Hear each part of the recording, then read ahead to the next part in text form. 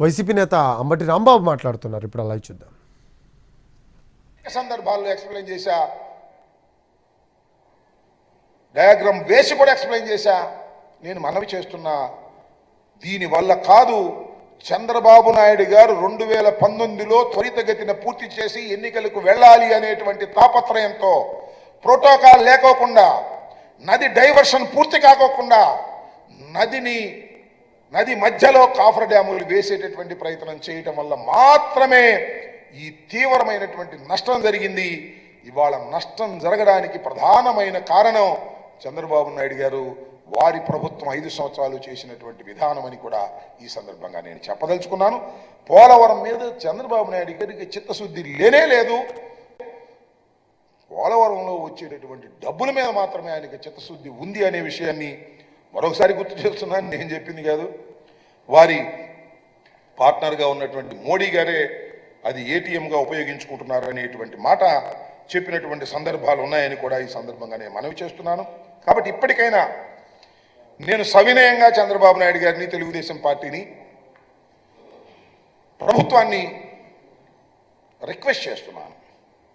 ప్రజల్లో తీవ్రమైనటువంటి అనుమానాలు ఉన్నాయి. దానికి కారణం మీరే, ఎవరు కాదు. మీరే ఒక లెటర్ రాసి ఆహ్వానింపజేసుకొని మీరే వెళ్ళడం, మీరే మాట్లాడడం, మీరు మాట్లాడిన తర్వాత ఏమో వారు మాట్లాడక ముందే చాలా లీకులు ఇవ్వడం, ఇందాక నేను చెప్పినటువంటి అనేక అనుమానాలు తెలుగు రాష్ట్ర ప్రజల్లో, ముఖ్యంగా ఆంధ్రప్రదేశ్లో ప్రజల్లో తీవ్రమైన నష్టాన్ని చేసేటటువంటి డిమాండ్స్ వారు పెట్టారని, మీరు కొన్ని డిమాండ్స్ను అంగీకరించారనేటువంటి మాటలు పత్రికల్లో వస్తున్నాయి. దీనికి క్లారిఫికేషన్ ఇచ్చుకోవడం మీకు మంచిదని మనవి చేస్తున్నాం. మాకు కాదు, మీకు మంచిది.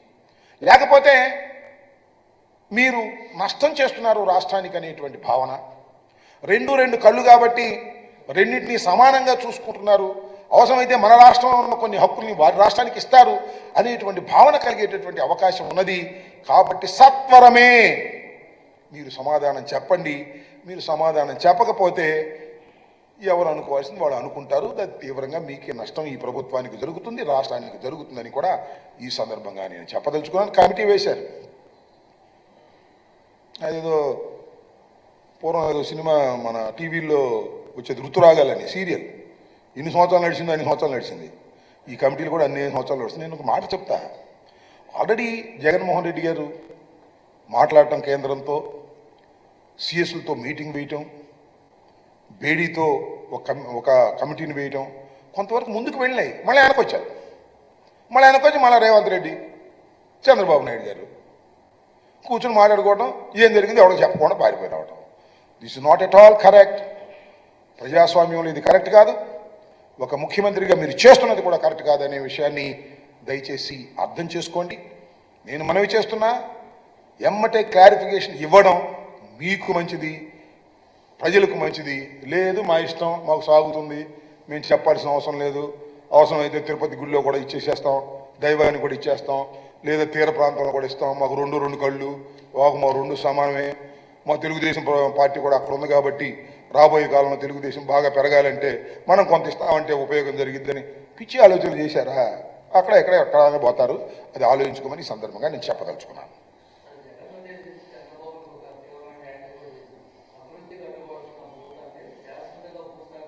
ఇవాళ చంద్రబాబు నాయుడు గారు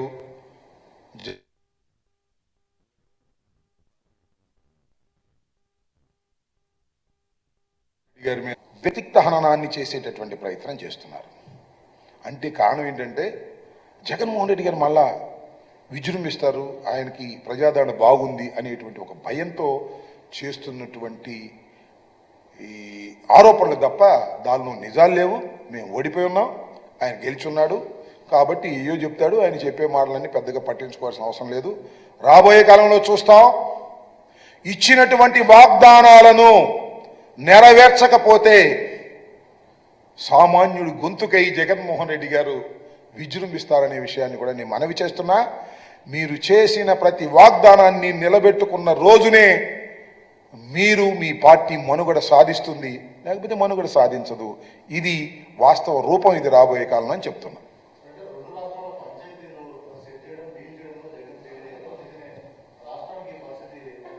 రెండు రాష్ట్రాల పంచాయతీనా? ఏం పంచాయతీ ఉంది? చాలా పంచాయతీలు ఉన్నాయి. డీల్ చేయటంలో అట్ట అనుకుంటే ఇంకోటి కూడా అనుకోవచ్చు కదా. చంద్రబాబు నాయుడు గారు 5 సంవత్సరాల్లో డీల్ చేయడంలో ఫెయిల్ అయితేనే కదా మళ్ళీ జగన్మోహన్ రెడ్డి గారి దగ్గరికి వచ్చింది. సో ఇది ఏం జరిగిద్దంటే, నేను ఒకటి చాలా స్పష్టంగా చెప్పదలుచుకున్నా, కొన్ని విషయాలు ఖచ్చితంగా చాలా సీనియర్